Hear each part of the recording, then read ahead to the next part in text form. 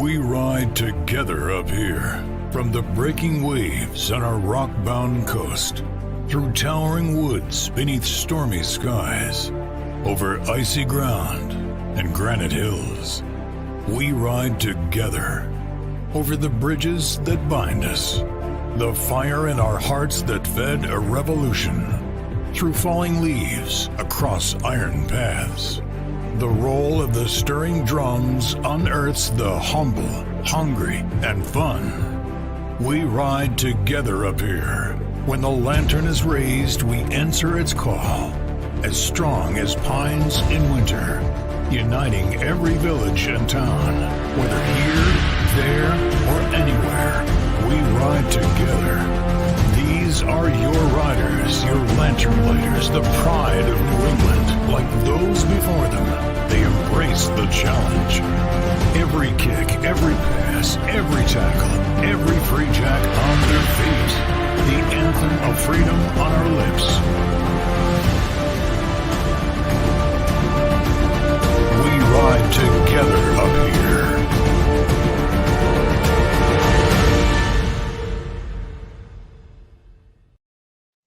Hello and welcome back to the New England Free Jacks series of live shows called Midnight Ride. This is episode 11, December 2021, and we're thrilled to have you join us, whether you're watching live, delayed, or catching it on the Rugby Network, or even listening to us on the podcast series. I'm Dallen STANFORD, former US Sevens Eagle and current World Rugby commentator, acting as your host for the next 60 minutes. What's on the cards today? Well, we'll check in with new Free Jacks head coach Scott MATHIE, who's currently in South Africa, waiting for the green light to travel to Boston. We'll chat with last year's captain Josh LARSEN, who's on duty with the Rugby Canada post the MLR season. We'll check in with special guests from London. It's New England grown Alycia WASHINGTON, the Eagles player who's with the Worcester Warriors women's side. We'll then chat for the first time to three incoming American youngsters. We have Javon CAMP-VILLALOVOS, we have Mika LOMANO and Zach BASTRES. Remember to fire away any questions you have, any comments for the live guests as well. Well, MLR, one of the most exciting competitions in the world, season 5, just around the corner.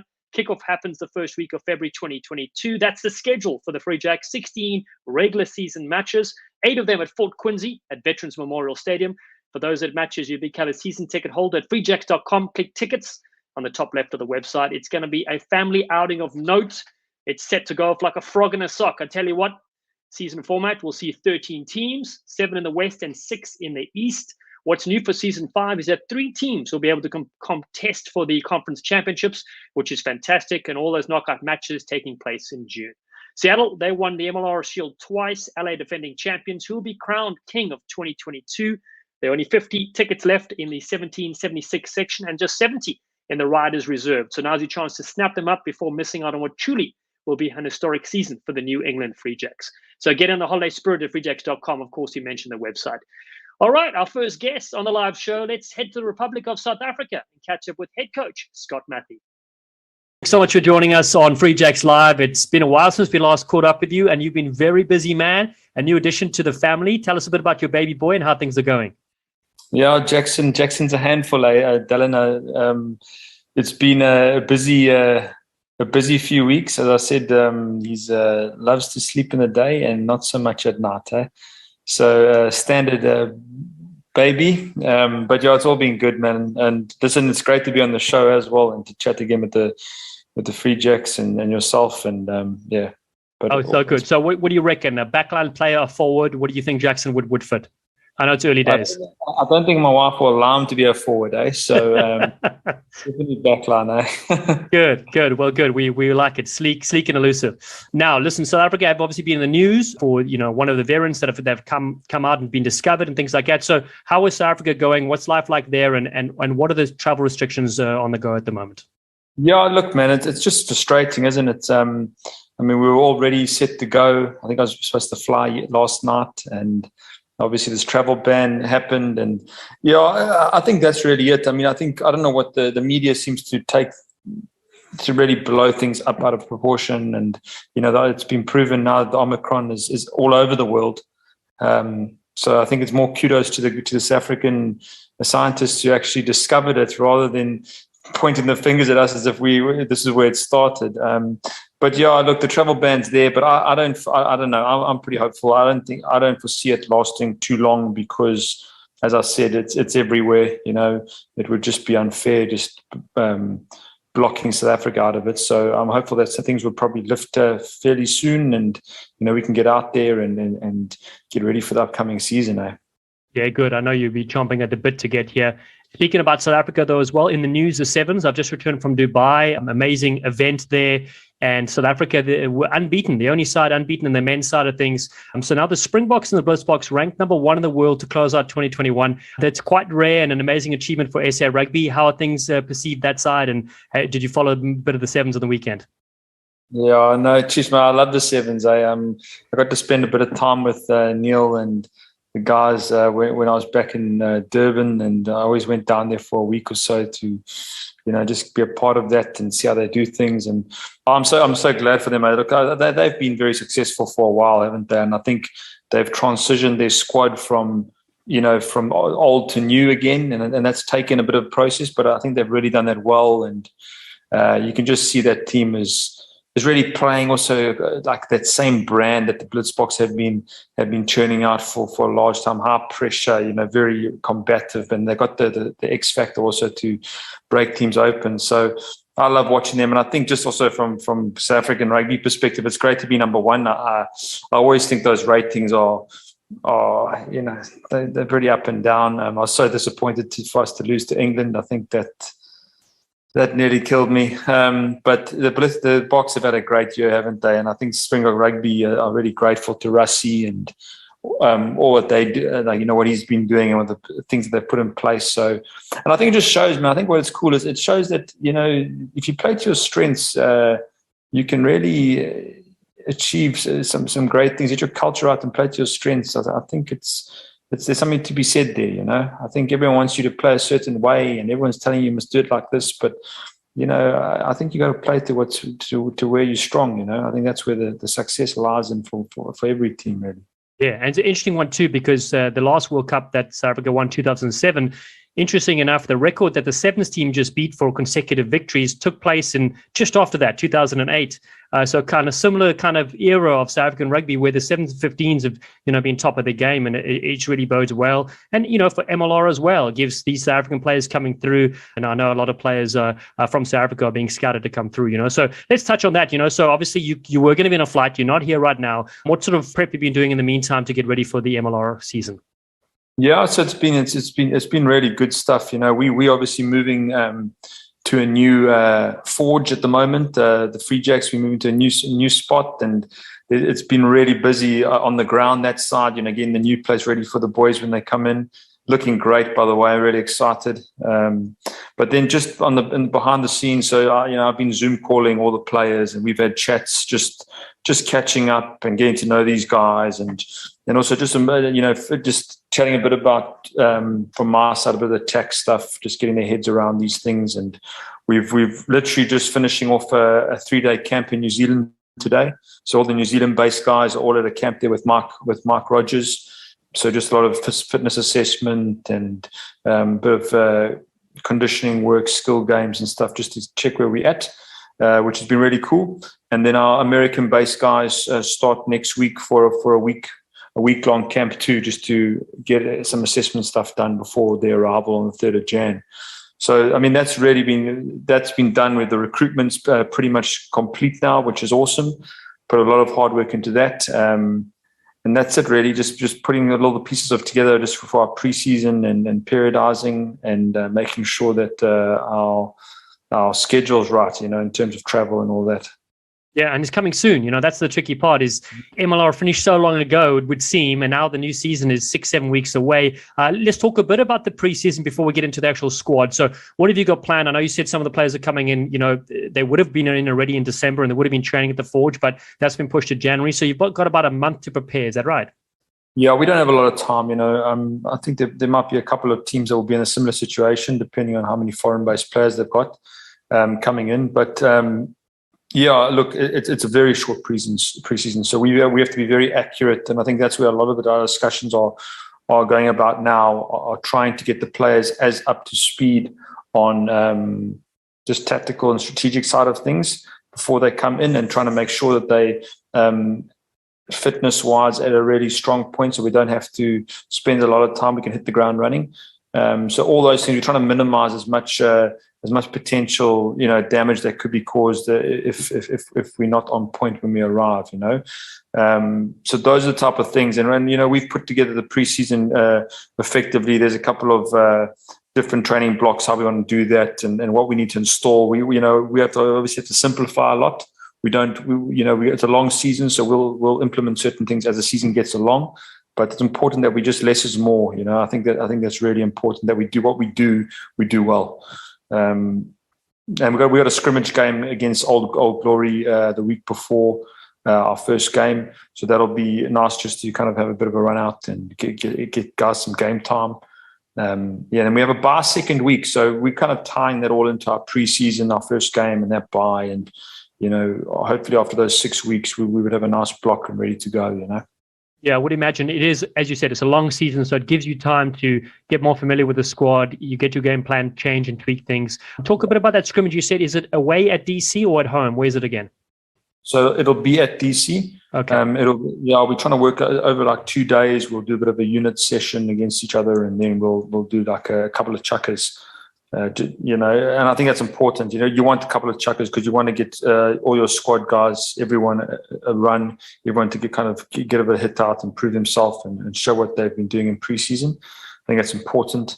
Then we obviously play NOLA, and then we got another bye. So we kind of want to tie it all in and really use all the whole period as a real proper established preseason before we start. That's brilliant. And Scott, let's go into that squad. Remind me again how many players you think you're going to carry this season, and let's start, with the players, the newer players you've signed. Some of the returning players, of course, will be newer to you. What do you expect they'll bring to season 5? So if you can touch on some of the players that are coming to the squad, let's start with the forwards, and you can give us a rundown of some of the names we can expect to hear. I think the biggest thing, we chatted about with Tom, and Tom Kandi, and he's done a great job, him and Mike too. I think it's been a real collaborative effort to get boys across the line, was to increase the squad size. That was probably the biggest focus of ours, because the bigger the squad size, the more competition that you have at training, the more players improve, and also you're able to deal with injuries a bit better. We found that the last 20 minutes of games last year, we just dropped off in terms of points scored and points conceded. So we really don't want to be in that same position. So squad size is important, and how you work that salary cap and what deals you find, and how you can, really search hard, and you can really find those hidden gems. So I love how our squad is looking. There's a great balance between experienced players. If you look at the pack, you've got guys like Peter Janssen, Eric Diaga, Josh Larsen, Joe Johnston. These guys coming back, and that's great for a nucleus in the pack. And the same with the backs; it's a similar story. But then the blend of getting guys like your X-Factor players like Terrell Paita, you got Jesse Parati with some Super Rugby experience, Slade McDowell, who's done great with the Otago at the moment. These are exciting back rows that, and there's a nice combination there of work rate and a bit of X-Factor. And I think that's the balance that you got to have. You can't, work rate's always got to be first, which I think is what we went for. I think first of all was character. Are these guys good men? Are they going to fit into the program? Then how hard do they work? And then what else could they bring to the party that's going to add a bit of flavor to the soup, So I think that's great. So those are some of the guys I'm really looking forward to. And then also we've got there's a cool signing coming up. I actually can't mention now. It must get announced, So we're looking forward to another hooker coming in. So tell us. No, I'm joking. You can't release it yet. I know we've got to stick to the media plan. On marketing. Yeah, no, sure, man. But I'm really excited. There's just so many. There's a lot of guys that I don't want to. There's too many stuff to mention, but I think just the idea that there's a blend of that experience and then those players coming in, which is going to be exciting. And then if we switch across to the backs, of course, they're really some real exciting backs that we saw last year, and we've got some new names coming in again this year. Yeah, so again, to keep the core of guys like John Poland, Bodine Nwaka, Dougie Fife, Harrison Boyles, these guys that have kind of established a lot of stuff last year and know Boston, they are really good characters who drive the culture of this team. That's important, eh? So then when you bring in guys like a LaRue Milan, a Wayne van der Bank, Jack Reeves, who's coming in, who's an exciting youngster from Gloucester. I'm really excited to see. You've got Harry Barlow and these guys coming back from the select tour, really juiced up to go again, try and crack into the USA team. I just think there's enough. There's a lot of competition there. And you start, we really start trying to put a massive focus on these guys from the area also coming through. I mean, I know in the pack, you got Cam Davidovich, who's been playing there for Mystic, and he's been playing really well, and could have gone unnoticed. But we've got to get guys like that in, because there's something there. And just guys, I know Javon Camp, who's come across from the other side of the country, who's also shown a lot of potential. These type of guys, what it's about, getting that whole blend together and making sure that we bring through the youngsters and we give them opportunity too. Yeah. That's awesome. I know the fans are really eager to finally see a bunch of home games at Quincy. The stadium looks superb. What about a little note for the fans that are looking to buy their tickets but haven't got their tickets yet? There are only a few seats remaining. Gee, man, I can't think of anything better, to be honest. I mean, you get to come out there, 5,000, 3,500 strong there at Memorial. I mean, we want to grow this thing, and what better way to do it than to fill out all the season tickets. Let's get the beer flowing. We've got the marketing teams that have done some great work with the themes for each day. I mean, I don't know how else you want to spend a Saturday or Friday evening or whenever we're playing, So now I'd encourage everyone to get out there, and support this team that I'm really think will show and kind of capture the heart of these guys in terms of how they work on the field. I think that's the most important thing. It's a team that they'll identify with.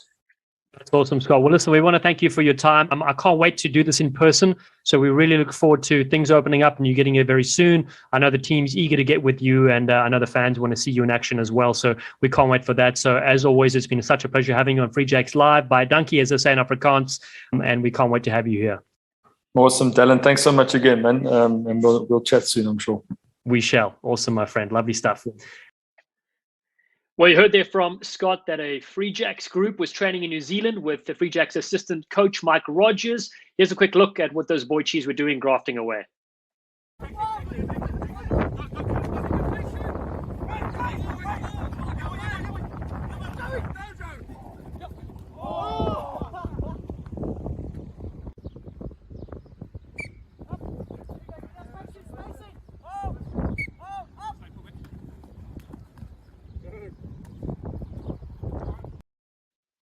Well, it looks like fun in the sun there. Clearly not as cold as it'll be this side. Keep the comments coming. Loving reading these. Some classics on there. We've got some as far as Greece, some as close as Ted Black and the First Regiment. Saw them on there as well. Well, time to head over and get our captain from last year, the 2021 ML season leader, Josh Larsen. The Canadian Cracker, as he's known. Let's get him live on the show. And there he is. Boychie, how are you, my friend? Dallen, I'm good, thank you. How are things with you? Lacquer going really well, pal. We're just getting ready for a bit of the winter season, so abandoning those Bermuda shorts, I see. Definitely, mate. Got the hoodies out and unpacked them from the suitcase. And yeah, mate, the coat closet's pretty full at the moment, so ready to get stuck in. Exactly. It takes up more space than you'd think, Now, listen, we spoke a while back. You had a classic embarrassing story for us. It was the last time you and the missus went apartment hunting. You ruined a white couch with some chocolate on your pants. Have you got anything to beat that? Stitch up there, Dallen. I don't know who told you that one there, but embarrassing stories. I think you've taken them all out of me, mate. Every time it seems to be a recurring question. So give the fans what they want. Nah. I've actually been talking to a few of the boys, and don't really like to throw the boys under the bus too much, but do it. Yeah, young man Harrison Boyler, he's excited. He's 21, 22 at age, and really opened his eyes up here to Boston. So he's probably gonna hate me for this one, but he's just been working away on the old Tinder and Hinge profiles. He's been telling me, and he's actually left his location in Boston. Well, he's been doing this. It's been 6 months of swiping and a bit of hard work for the man. So I think he's been adding the likes up, quote unquote. So any young single ladies, Boyler's your man. Oh, that's great. I love that insight. See what I mean? You need somebody inside the camp to bring us something special like that. And now listen, pal, I know he's been busy. You've been busy too. So after MLR season was done, you were with the Canadian team. You went off. Tell us how it went, where you went, who you played, and how was your time with the side? Yeah, it was great. Really good. Good to be back. I mean, anytime playing international footy. Dallen, we had a couple of matches towards the end of the season against England and Wales, and those were superb. Like Twickenham, Millennium Stadium, like, you know, that's what dreams are made of. So it was awesome to be out there and testing against the best. But then, yeah, so a bit of a tough year actually for Canada.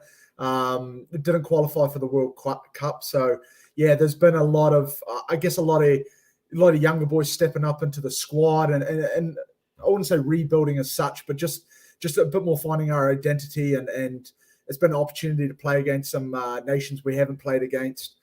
So I was fortunate enough at the end of the year, I went away and we played Portugal and Belgium. And that was cool. Never been to both these countries. And again, international footy. Yeah, it was a good level, you know, very, very high performance camp and stuff. And, you know, Canadian guys do a real good job. So, yeah, it was good to get back out there. I was carrying a bit of injury before that. So it's just good to get out and get a bit of a run. And, yeah, like I said, some cool places. And, gee, some of those nations are coming up. I mean, Portugal, very tough opposition, you know, a lot of flair. And then into Belgium, you know, some big sort of French guys mauling and scrumming for penalties. So it was good, really good. And, yeah, important next few years for Canada just to get back on track and, you know, give Canada fans what they want. So, yeah, it's a good sort of off-season, Dallen, just keeping fit and playing still and, yeah, ready for this season. Yeah, it was good to follow you, you know, to just see the progress. And I know it's been tough, as you said, not qualifying for the World Cup, but World Cup in itself is such a tough competition as well as it is. I know the US haven't qualified either, so they still have an opportunity to qualify. But again, it's really tough to compete. So many nations are very, very competitive these days. We had a question, though, that got fired in here from the 1st Regiment. Looking ahead to the 2022 season, which match are you most excited about? And I know that's a tricky one. So what are you going to go with? Well, you know, obviously it's always fun playing against some old foes and mates and stuff, but I guess the Seattle matchup, I think that's at Quincy there. Brother plays for Seattle. He's with them this year, so that's always one I'll probably have circled and a bit of fun. But you know, I think they're all pretty good. I think heading back down to Austin and Texas, playing down there. I guess my girlfriend Sydney's from the area, and I know a lot of people there, and obviously spent a year there when I first came over. So it's a good part of the world. So excited to get back down there. So probably one of those two, Dallen. And I think that's great, especially the Seattle one. So when you do gather with a family, the Christmas chat at the Larsen table, will your brother rub it in, even though he wasn't part of the team that they've won the championship twice? They probably would. Seattle seem to do that, don't they? I mean, a few years back now, I'll just be saying to them, "Oh, that's ancient time, mate. We were playing together then when they won." So I think we lost to them with Austin then. So yeah, he'll probably chirp on about that, mate. But yeah, it's all good bit of banter, eh? Yeah, I love it. Now listen, let's talk about Free Jack. So season 5's coming up. New coaching staff, bunch of new players in the squad. How are you feeling? What are your thoughts ahead of the season? Yeah, pumped, Dallen. Honestly, I think there's one thing with this competition. You know, there's going to be a lot of turnover. New competition, new team, and stuff like that. But we've done a real good job, I believe, front office of, you know, retaining a core group of guys. Obviously, other guys get opportunities, and that's great. But yeah, retaining a core group of guys, and like I said, with new coaches coming in, you know, Mike and Scott, I think it's really, yeah, it's like he's sort of talking about before, adding some flavour, right? We've got a real range of people, you know, South Africans, New Zealanders, local guys, you know, special mention to Cam there. I'm really excited to see him on board. I mean, he's a guy, when I came up, you know, I sort of talked to him and he was keen as, and, you know, working and balancing it all. But for him to get an opportunity, I'm just thrilled. So, yeah, I think it's that flavor, exactly like Scott was saying. It's exciting and it's cool just to, you know, how we all get together and what we do with it, you know. And so I think that's a real advantage point for us as a team. And but also, like I said, having some of those local core guys here is brilliant. So it's really good. And also seeing some of these development players coming through. Javon, I know he's talking later and stuff, and Mika and that. Some of these guys who have, you know, getting noticed now. It's good, not only good for us in the Free Jacks, but also the league. So, no, mate, pumped. Really excited to get going. Can't come soon enough. Yeah, it's a very diverse squad, which is so great to see from all over. And then, is it true that the fans buy their season tickets now? You will get them a signed Josh Larsen T-shirt? Well, yeah, you might have to ask Mika. No, I mean, we could arrange that, I'm sure. Put a special note, comment down the end of the order, and yeah, we can sort something, I'm sure. Oh, good. I just like spring surprises up on you, to see how it is. So I know Sydney just wants to get rid of the kit because you've piled it into your house between the Canadian stuff and the Free Jack stuff. I'm sure she'll want to make some more space for the winter gear, Yeah, exactly. Yeah, no, she's done a pretty good job actually of minimalising the clothes hopping about and coming back and forth. But yeah, no, hopefully for a long time here now. So all good. Good, Josh. Before we let you go, a quick message. Of course, fans are tuning in. This is the last time you get to chat to them before the new year and before the season really kicks off. Yeah, look, I mean, to all the fans out there, obviously, thank you for those who are aboard and looking support us and over the years and stuff. But yeah, just bring a friend, really, get someone involved. The last few games, I think I said last few games at Quincy here, Veterans Memorial, were just unbelievable, the fan support. So it's really a fun time. Scott said the beers will be flowing and stuff for you guys. And yeah, just get amongst it. I arrived back in Boston last week, actually, and moved into a place in Quincy, and it's exciting. Driving around to and from the Forge and past the stadium every day. I'm thrilled this area we can call home, part of Massachusetts, New England. So yeah, get your tickets, come out and see us, and yeah, we'll see you all there. Awesome. Listen, as always, such a pleasure to have you on the show. We look forward to seeing you in person. And as you said, the new Forge is just so close to the stadium. It's going to be absolutely epic. Have every game there. There's a real buzz, and it gets really loud there too, which is fantastic. Yeah, no, it really does. It's awesome venue. Awesome, pal. Thanks for popping in. Catch you soon, Joshy. Love your stuff, Dallen. man. Be safe and happy holidays, buddy. Cheers. Keep it up. Cheers, buddy. You're there. One of the great people inside the New England community. Such a pleasure always to speak with Josh. And if you don't like his signature on your gear, don't worry about it, because we've got you covered at the merch store. Jersey, shorts, long sleeves, anything you want. Brilliant Christmas gifts, something for the kids, plus a range of gear for the adults. So the Free Jacks, we embody fun, especially at the match day events where Woodgie, the team mascot, will entertain the small kids and you, the larger kids, as well. Can't wait to see you for the first home game match, and that's March 12th against the Toronto Arrows. April has 4 home games, so it's going to be a busy one. Another great idea, if you become a season ticket holder before December 16th, you get your name on the Free Jacks mat jerseys. Yes, a unique offering from these brilliant Quacker burgers. Plus, I can reveal there will be a new match jersey unveiled for the new season, and it looks amazing. I've seen it. I can't say what it is yet. I've been locked into secrecy, but make sure you go to the merch there as well. All right, brilliant stuff. So time for our next guest, calling all the way in from the United Kingdom. It's USA Women's Eagles star Alycia Washington. An USA Eagles sensation joining us on the Free Jacks live show all the way from the United Kingdom. Superb to have you on the show, Alycia. Amazing to be here. Thank you for having me. I'm so excited to chat with you today. So you're from New England, and now you're in the original England. Yeah, I know. It's weird. And also telling people here that I'm from New England, they're like, what's that? So I don't say it anymore. Oh, that is so great. So, well, let's talk about that. How did you end up playing professional rugby overseas? Tell us a bit about the team you're playing for as well. Yeah.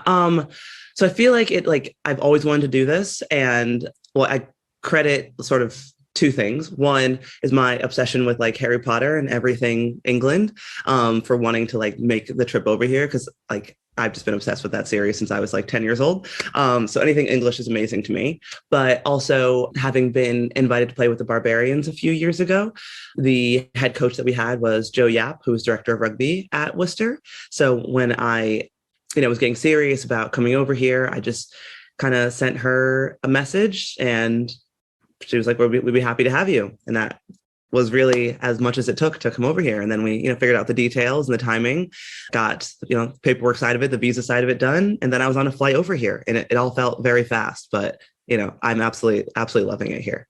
That's amazing. And so not only obviously you get to play alongside new players that you may have seen or played against internationally, but then you also have a few American players who are playing for other teams as well.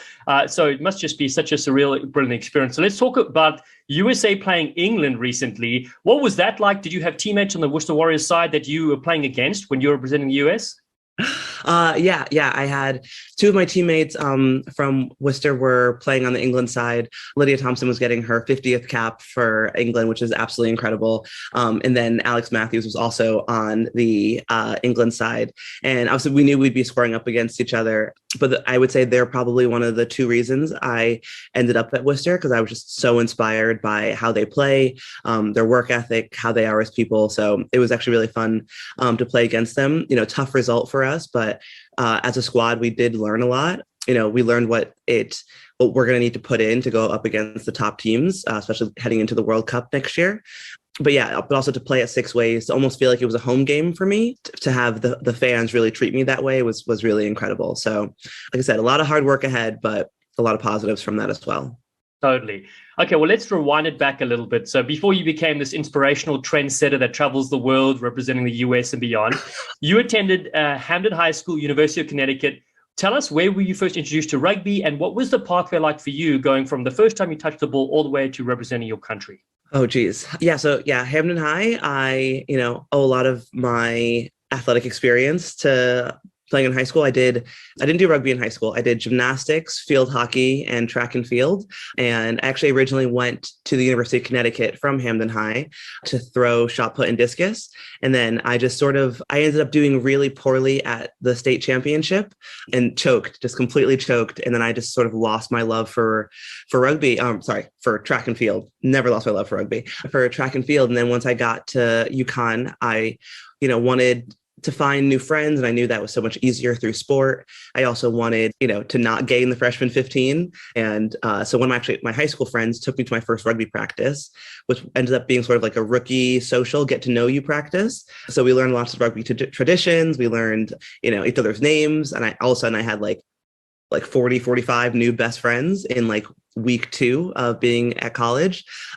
And then, from there, I played some B-side, got put on the A-side squad at 8-man, which I absolutely loved in college because I was huge. I'm essentially the same size I am now, but for once, like my size and stature was celebrated, which was like not quite the case in field hockey and gymnastics, where, the sticks weren't even like long enough for me in field hockey.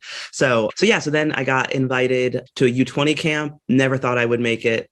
I made it. I was so shocked. We had our first tour in the Bahamas, which was incredible. And then I feel like it was like just, a bug. I just wanted to keep pursuing it and keep that in my life. So I just, kept at it, kept playing. Once I got my call up to senior side, again, I was at a camp where I was like, everyone here is so talented. I don't know if I'm going to make it. And then Peter Steinberg was like, hey, you're up for selection. Like, are you available? And I was like, yes. I didn't even ask my boss, didn't ask anyone. I was like, yes, I'm available. That was 2015. And, I've never really looked back. I've just really enjoyed every part of this experience and, loved, playing for the US, loved playing for all my clubs, Scion, Worcester. Now I feel like rugby's brought me so much, and I'm just so thankful for everything that these teams and these coaches have given me over the years. Well, it's just wonderful to see you light up, talk about that story. And it's just, the game is so amazing and the people around it are so cool. So I always love hearing people's like how they get started. Now, you've also been a brilliant advocate for the women's game. Tell us a bit more about the XV Foundation and what's happening there and how can people support it? Yeah. So my teammate and I, Christine, who's actually over here playing for Gloucester, who I'll be playing against this weekend, she and I were just sort of looking around and seeing like, we don't have the funding that we need. We don't have the resources that we need. And there's no plan in sight for us to get there. So we decided to start the 15s Foundation and just gain more support, advocacy, and fundraising for the squad. And, in our first year, we were very happy to have raised right under $200,000. And that all went back to the team in terms of like programming and support. Because of course, USA Rugby was going through their fair bit of struggles in 2020, like right after the pandemic hit. We just knew that if it wasn't us, then who? Like, who's going to be the voice for the women that would advocate in the council meetings, in the board meetings and whatnot? So I think also Christine being on the Players Association board has been a massive advocate for us, which has been amazing. And there's so many ways to support. We have like direct player support. So it's like Adopt an Eagle, where you can pick the Eagle that you want to support and then give them whatever support that you find fitting, and we'll match you with that person. Our website has donations. We really want everyone to become a monthly donor, which is probably our biggest source of revenue right now. And then we also have in-kind sponsorships or We have a deal with Rucking Good right now for a percentage of those sales that are going back to the team, which would be great Christmas gifts or holiday gifts for anyone in your life. We had a deal with Kombucha that was every case sold, a percentage came back to the team. So, we're just chipping away and advocating. And it's really in small ways. Like in some ways are bigger, like we were able to add to the per diems for our last tour. But some ways were, so to get to tour, there was nowhere in the budget for players to check their bags. So you're expected to be on tour for a month, and then these baggage fees, which, we're saying, hey, here's some money, but also you're not working for the next month. You've had to train, you've had to, eat well. So that's expensive. You've had to pay for your own gym. And now to get to us with all your luggage, you pay for your luggage. So then we are reimbursing the union for luggage fees. So it's like bigger things and then also smaller things that should, we think, be included, but we're sort of filling the gap so that there's no out of cost for players in the future. And that's really what our goal is. Oh, that's brilliant. I remember playing sevens for the US back in the day. And I remember we had, obviously everybody has financial struggles, and it is tricky because a lot of people they may see you on TV or see you on the big screen and think, wow, you compare you to some of the other American sports international players, but the budgets are vastly different. But we love what you're doing and creating awareness around there, which is so brilliant. Now, speaking of it, something else that's really fun as well, broadcasting, right? So you've been involved with the Major League Rugby broadcasting. You're doing some pitch side work and things like that. How have you found it? How have you enjoyed it? Is it something that you love and something you'll pick up after you're done playing? Yeah, I mean, I would absolutely love to be on the sidelines for like every MLR game, or hopefully whatever the women's side of the MLR ends up being in the future, which I know will happen. I'd love to be on the sideline. I absolutely loved it. I think it actually made me more nervous than maybe any rugby game has, because it's a sort of like they just throw you in, which I guess maybe was how being a rookie was in rugby, right? Just throw in, pass backwards, run forwards, you got it. And that's sort of it. Like they sort of told me, like, the game, so just talk about the game. And I'm like, but do I know the game? Like, you really question yourself. But I absolutely loved it. It was like a new sort of rush, like a new sort of like experience. And it was, just so incredible to be able to just talk about the game that I love. And it was also really fun to have like my family watch me on TV and hear me. And they were like, great job, like texting me all game, like great analysis. And they're like, they don't really know the game that well. So I don't know if they actually know how the analysis was, but it was just so fun to be able to share those experiences like with people around the country and, people that were watching, and I just like an extra connection to rugby that I never thought I would have. But now that I've had it, I'm like, okay, how do I keep pursuing this? So I'm not sure how I could do sideline commentary from England, but we could figure it out. I'm in. Yeah.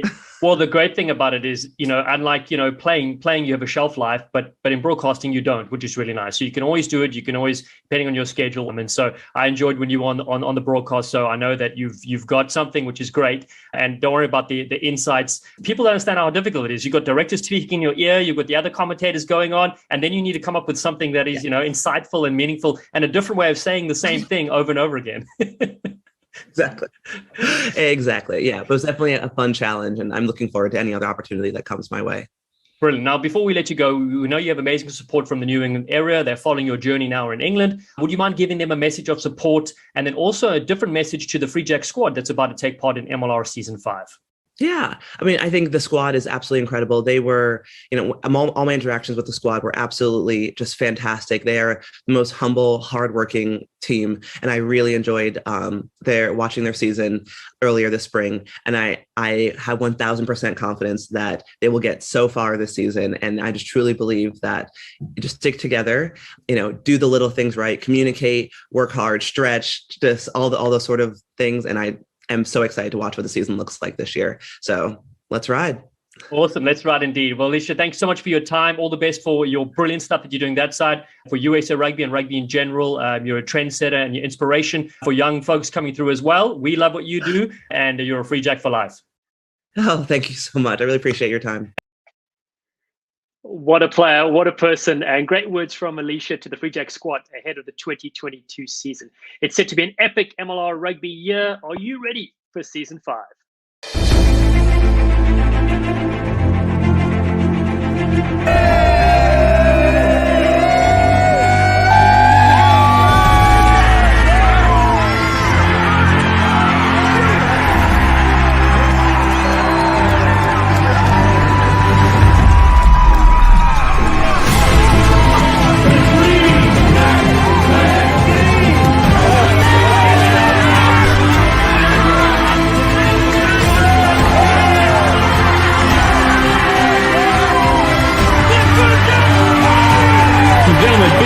Rhino coming towards New England. Let's hear it.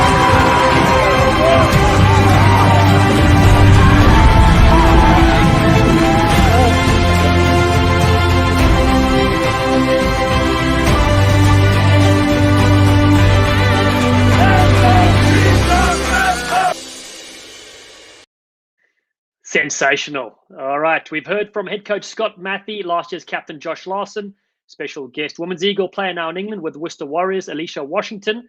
And our final three guests are all fresh signings. Let's speak to 22-year-old American lock out of California, Javon CAMP-VILLALOVOS. At 6'6" and 265 pounds, the biggest person we've had on the show to date. There he is right now. Hello and welcome, my friend. Hi, how you doing? Great, thanks yourself.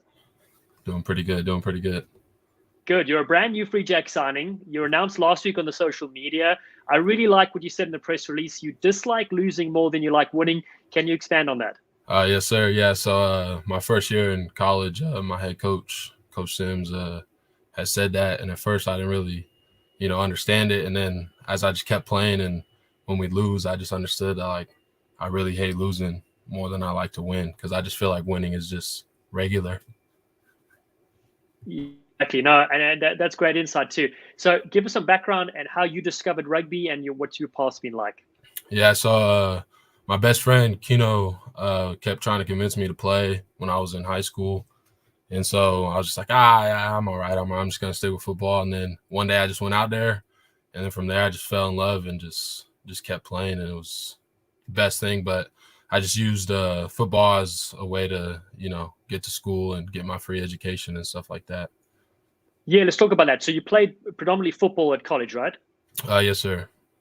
Yeah, so I played. So I played in Bethune-Cookman for 3 years, and then COVID hit. So I left and went home, and then I was training rugby and stuff, and lost all of my football weight and got slimmed up a little bit, and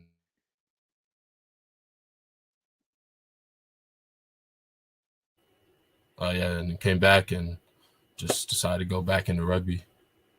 And then who sort of selected you? Who picked you up? Because I know you attended the Rugby Town USA, a high performance training camp in Glendale, Colorado earlier this year, right? Yeah. So for that one, Brendan Keene picked me up and invited me out there, and went out there for 9 weeks. And then for the USA Selects part, Mike Tolkien picked me up from there. And tell us about the experience. Firstly, how was the camp, the 9-week camp? And you were surrounded by, a lot of other players. Some of them may have played more rugby than you or not. What was that like? It was awesome. It was a great experience. A lot of the boys there have been playing a lot longer than me. So, I was able to pick things up and learn from them as I was going. But it was just a great opportunity to kind of see what the professional atmosphere is going to be like. So that way I can come into here and, just keep improving. Yes, exactly. Let's talk about that tour, right? So you went down, I think it was Uruguay. You played in the Americas Pacific Challenge. Firstly, have you traveled internationally before with rugby? Was this your big trip? That was my first time out of the country ever. I had a passport. I was planning to use it the year COVID hit to travel, and then I just was never able to leave. But then I came, and then Uruguay was the first time I ever stepped out of the country, so it was pretty awesome. And the level of play against the teams was pretty high, right? Oh yeah, it was definitely a different level of play. And you also teamed up with some of the Free Jacks. I see there was quite a few players that attended that camp, and a handful that were with you there in Uruguay. So some familiar faces before you join us here. Oh yeah, JJ, Harry, Kale. Who else was there? I think that was all them boys. Oh, and Sean Yakubian. Yeah, so it was cool to talk with those boys, get to know them. So they're cool guys. I'm excited to get out there and work with them. That's great. Now listen, so people get to know you slightly better. Is there a fact that not many people know about you?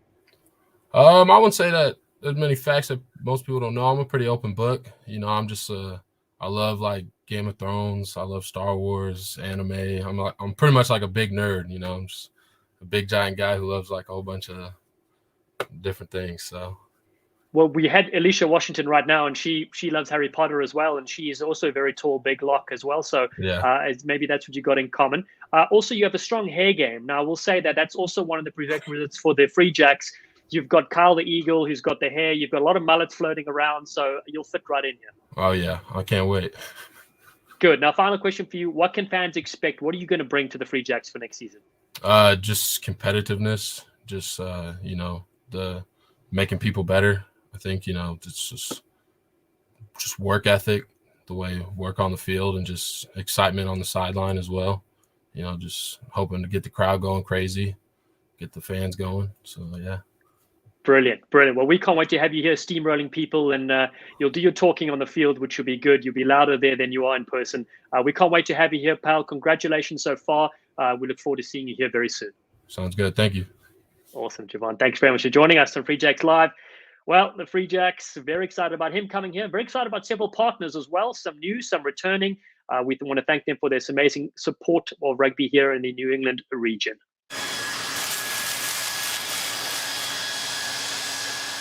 Yeah, I'm so ready to come over. Combining yard tools with cleaning up? Mom! Bad idea. Switching to Arbella and combining your home and auto insurance and saving 20% or more? Great idea. Just tidying up. Find your agent at arbella.com. Dude Wipes saved my chapped rear from toilet paper. Dude Wipes, along with support from your bros, helps you quit toilet paper. When you try to quit toilet paper for Dude Wipes, you may experience increased levels of swagger, improved freshness, and the urge to tell everyone about Dude Wipes. I can't tell you how great it's been using Dude Wipes. Check your local toilet paper aisle for Dude Wipes today. Dude, now that's fresh. Well, that was Arbella Insurance and Dude Wipes, plus Aloe Therapeutics, who've been instrumental in previous years as well. The other partners who are on board include Delta, Baxter Brewing, New England Grass-Fed, Hot Shot, and Mui Chiropractic. So thank you to them. Yes, the Sleek Sensations as well. All right, moving on our live show. But staying in California, let's check in with 24-year-old American center, Mika LOMANO, another one of the young guns that are joining the New England Free Jacks for season 2022. Let's see if we can get hold of the big unit. There he is right now, also sporting great hair as well. Welcome to the show, my friend. What's going on, man? Thank you. Appreciate it, man. Awesome. Well, listen, let's get right into it. California, rugby hotbed, obviously great weather. What age did you start playing the game, and what sort of teams have you represented over the years?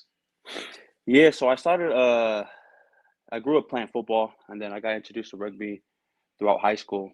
And the very first time I played rugby, man, was just like, man, this is it. This is the game I want to play, man. So I started playing off with my local club, North Sacramento Warriors. I played throughout there in high school. And then I proceeded to play football at a junior college at American River. But I was pursuing to play rugby and football, but realistically that can't happen. So I had to pick. So I ended up just dropping out of school, football, and just focusing on my rugby. And I ended up coming across a men's club with the Sacramento Blackhawks under Ben Parker. I played with them for a little bit, and then after his passing, that's when I wanted to play higher level rugby. So I went to go play at Golden Gate at the Pacific Rugby Premiership, and from there, it just led me to this opportunity right here. Yeah, to talk about that, because Golden Gate is one of the prestigious clubs, been around for ages, and that Pacific Rugby Premiership competition is very strong with a lot of good teams in there. So what was that like? Was that quite an eye-opener for you? Yeah, for sure it was. I think that was, the highest level rugby I played with, especially because, the PRP has been around for a while, and, it produced a lot of players, especially at Golden Gate. I had a lot of guys that, played overseas from that club as well. So competition was there for sure, and it was an eye-opener. And especially for me, too, because I stay in Sacramento, and I drive about almost 2 hours away for practice. So, I had to make it worth it. So, it was for sure a journey, but, I learned a lot from it. And, I'm thankful and blessed for it to be part of my resume. That's great commitment to drive all the back and forth, So, wow, that's fantastic. Now, listen, so you played football, played rugby union. You also played rugby league. So tell us about that, and also tell us about some of the differences between the codes. Yeah, so after I finished playing the PRP season, I'll go straight into league. So I was kind of busy year round. It wasn't anything like, it was all local league clubs. It wasn't anything professional, but, it was well organized to the point where it was. But league was fun, man. It's such a hectic game, man. I'll say league's more of a smash to the face type of rugby to where units are more about technical and strategy game plan. But, either way, it's rugby, man. Someone's going to get hit and somebody's going to run the ball. So it was a fun experience, and, I'll probably potentially get back to it, but I'm going to get it where I fit in right now. Oh, that's great. I love that saying, someone's going to get hit anyway. You're right. It's a physical game, whatever you're playing. Now, switching on the family side of things, do you have any siblings? And if so, what do they do? Yeah, so right now I live in a house of 12, but I have 2 older brothers of mine and a sister, and I'm the youngest of 4. They work regular jobs, regular 9-to-5 jobs, just, getting what needs to be done. Yeah, great. And so you're the sporting one, so they can cheer you on TV. Yeah, I'm the excitement for them on the weekends when they're done with work. So, hopefully I can put a smile on their face at the end of the week. Oh, that's great. That's so great. Now, is there a fact that not many people know about you that you could share with us? No, I like to be really straightforward. I want people to know me for who I am and, all the values and things that I hold. But, on my off time, I'm a big time gamer. So, if I'm not training with rugby or doing anything, I'm sitting on the couch just relaxing and just playing video games. So if anybody's a big time gamer, man. Well, you're going to get on with Justin Johnson. He used to be a professional gamer back in the day. Oh, there you go. Yeah, there you go. So I think you two will team up pretty well together, which would be great, And then one thing I got to, yeah, exactly. One thing I got to ask here was a question here from the 1st Regiment. What are you most excited about coming to the New England region? Everything, honestly. This is gonna be my first time, and I'm really excited of what what it brings.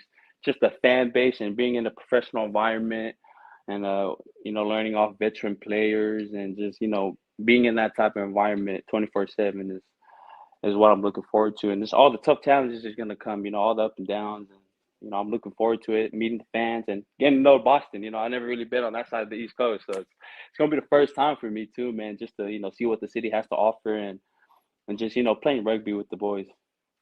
Yeah, exactly. And I know that the guys really enjoyed going to watch the Red Sox or check the Patriots out. Because again, the sports scene here is amazing. Yeah, for sure it is. And then last thing, how big are your bags? Because it's gonna get pretty cold here. Are you ready for the snow?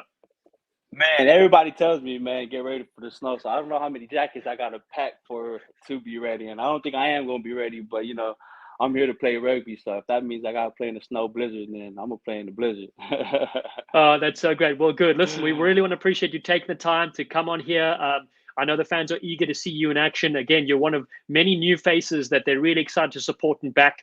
So we can't wait to have you here. And we look forward to getting you connected very soon here at Quincy. I appreciate it, man. I can't wait, man. Looking forward to it, man. Thank you. Awesome, Mika. Thanks for joining us, my man. Brilliant. We'll have the winter stuff ready for you here when you get here. That's brilliant. All right. He brings plenty of experience to the game, which is fantastic. But you can also enjoy the fan experience. Make sure that you get to one of the 8 home games, or all 8 if you can. There's going to be a theme at every single one. The one in March is St. Patrick's Day. And then the fun continues with various dress-ups. There's so many reasons to celebrate all things New England, all things Free Jacks. Then Woogie, he'll look at the entertainment machine. He'll be there to keep you busy during the breaks in play. If you have any questions or need more information, just pop across to freejacks.com. And also you get your brilliant winter gear there. That's right. It's getting chilly here, so not even I can hide. I tried. I was in Dubai for a couple of weeks, but I'm back dressed in warm Free Jacks gear, ready for the snow. Scared of nothing, my friends. Well, there we go. Brilliant. Okay, so staying on that cold theme, we have one of our final guests, the versatile backline player who hails from Colorado. Zach BASTRES signed as a development player, and I believe he's in the mountains as we speak. Let's see if we can connect with Zach right now. Hey, hello, my friend. How are you? Great. How are you? Brilliant. Now, where exactly are you? I'm right up by Breckenridge. Very nice. And do you often get out into the wild? I love the wild more than anything. This is my first time being up in Breckenridge, but I love going hiking, being out in the mountains all the time. So. Oh, that's so great to hear. Now, listen, you made history by being selected by the New England Free Jacks in the MLR Collegiate Draft. Can you run us through that amazing day? Well, that was a crazy day. I was with a whole bunch of family. I was just chilling on my couch and stuff and watched the draft. And we didn't know that after the first round, it was pre-recorded and stuff, so we didn't know we could fast forward. I just started getting messages and calls from friends and stuff. And they're like, dude, congratulations. I was like, what? I got drafted? What? And so I ended up having to like fast forward to the minute they told me, and I was like, oh, that's so cool. That's awesome. I mean, it was definitely interesting. I don't think it happened the way most people do, but it was awesome. I'll never forget it. Oh, that's an amazing story that they knew ahead of you type thing. Yeah, they were texting me like, dude, congrats. I was like, what minute? I have no idea. Like, tell me. I don't know. That's fantastic. All right, let's cut back to your rugby resume. It began at high school, right? So tell us a bit about how you got to the sport and what attracted you to rugby. Honestly, I was with a bunch of like football friends back then. I just played football, and Matt, my good buddy Matt and Garrett, they're like, dude, you got to come out. They called me some names, and I was like, fine. All right, I'll come out. I'll try the sport, whatever. Tried it the first time, and I loved it. I mean, the camaraderie and everything, just having a great time, joking around, and I loved it. And I was like, yeah, I have to stick with this. Like, this is something really important to me now. So that's so great. And then you continue the game at college. But what did you study at University of North Colorado? Yeah, so I studied criminal justice and criminology. So I want to become a police officer once I'm done. Fantastic. Well, there we go. Well, we have one of our players who is in, let's see, he's probably an undercover agent somewhere. So I'm sure you'll connect with Quentin Newcomer. He's quite secret of what he gets up to there. And then you played rugby as well. What was that experience like at college?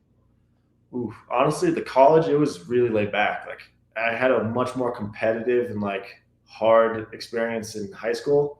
In college, it was really just kind of a club, just social kind of thing. And only a couple players really tried. And I was like, all right, well, I love this sport. I'm going to try hard for it. And so, it was a completely different thing, but it was a fun time. Well, good. Well, we look forward to having you this side for, to continue the professional journey as well. Do you have any embarrassing moments, anything you want to share with us? It doesn't have to be rugby related. Ooh, I mean, embarrassing moments, probably have a lot of those in my life, but probably my most like embarrassing rugby moment was just one time in my senior year of high school. During a game, I was running the ball and I had a nice break. I was going right for the try zone. I thought I was behind the post, but it was actually in front, ran straight out of the back of the try zone. I was like, oh, rough. Don't worry, that's happened a lot. It is very confusing, I will say that. Also, if you play on another field that has a bunch of different line markings from football or other sports, it gets pretty crazy. At least you didn't do what we had Harry Barlow on the show before. He dived to score the match-winning try and forgot the rugby ball behind. Yeah, haven't done that one yet. Now listen. Like Javon and Mika, who were earlier on in the show, they also attended the US Rugby High Performance Pathways Camp, just over a couple of months of training at Infinity Park. What was that experience like for you? That was absolutely incredible. I mean, that was probably my highest level of competition I've ever played. And just getting to be around those guys, like super high level, 24/7, awesome. I mean, I learned so much, and I knew coming in, there's a lot of stuff I had to get better at, but just going through that, I was like, all right, I see where the bar's set and I know where I have to go. So it's great. Oh, that's so great. And again, you must have done really well because that's where a lot of the Free Jacks staff picked you up as well, which is great. And I know we're super thrilled about season 5. So finally, do you have a message for the supporters gearing up for an epic 8-home match streak at Veterans Memorial Stadium? Yeah, I mean, I think the Free Jacks, we're going to have a really competitive team, and it's going to be a great time. And I know I'm going to be out there trying my hardest and trying to get to that, getting one of those starting spots, and just I'll be going hard for you guys. So good, Zach. Well, that's fantastic. Spoken like a true champion. We love it. Enjoy your time in the mountains there. We look forward to seeing you here soon. It's going to be so great to see what you guys can get up to next season. Great. Thank you so much. Awesome. Thank you, pal. Brilliant stuff. Great to hear from Zach. Really cool to hear more about the up-and-coming youngsters that could make a big difference in the league next year. Well, New England, very fortunate to have one of their co-owners be a 3-time Super Bowl champion and Olympian via the USA Sevens program. You can join Nate Ebner at Veterans Memorial Stadium in Quincy next season. Great seats in the new home at Fort Quincy. Freejacks.com for your tickets, your merchandise, plus several amazing podcasts. You can fire them up. One of them is the Full Contact CEO, the latest episode with host Alex Magleby chatting to MLR Commissioner George Killebrew. Make sure to add the 8 home matches to your calendar. You don't want to get FOMO every time you see everyone else having a blast. Well, the Free Jacks want to wish you all a brilliant festive season. Have a safe time across December with family and friends, and have a very special New Year coming up. As we say here in New England, let's ride. There's New England, stick the phases to get it beautifully. Jackson Beaver, the bus is full. Goes over Cecil Africa. Speed bump in the way. Still possession comes for New England. Tolatahu to the outside. It's Dougie Fife, the try scoring machine. Fife gets It's the first 5 at the Coliseum, and the Free Jacks have come to play. Fangasi for the Free Jacks, forward to back. Conradi, and his gaps opened up. Nobody saw that coming, not even Nostradamus. And John Poland gets try number 2 for the New England Free Jacks. Peter Janssen again, man that loves the South African bright. Bright for breakfast, lunch and dinner if he could. His wife won't let him though, as Fife goes on the outside. Dougie Fife in a bit of space, gets the offload. Johnson back in field. Bowman is there, cleaning it up though for the Legioners. Lutz. First man is good, first man's Justin good. Johnson has this one. 16 out. He's got that long arm over and pinched it. Fife yet again, they work the short side. Dummy's thrown. Back to Dougie Fife. Fife looking for the line. Fife is over yet again. Oh my Fife. This guy's brilliant. The maul goes strong for Coach Ryan Martin's Chargers.